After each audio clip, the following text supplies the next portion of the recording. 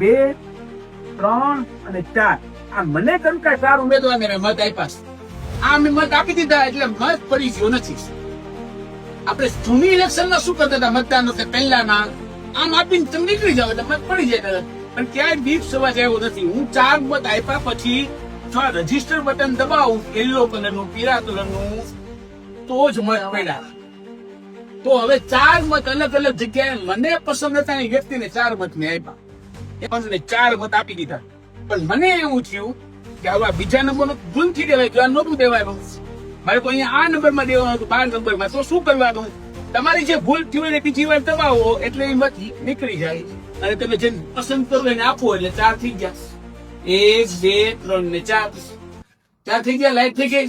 આ તો ભવિષ્ય કર્યું એટલે બસ પડી ગયો.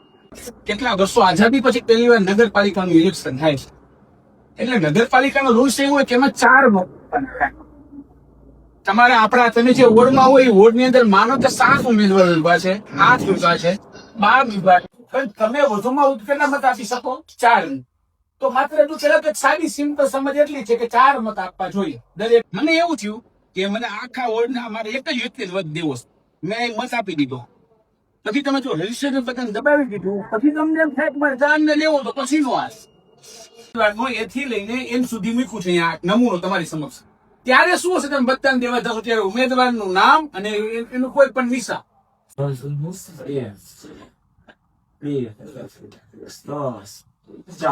શું કરશો?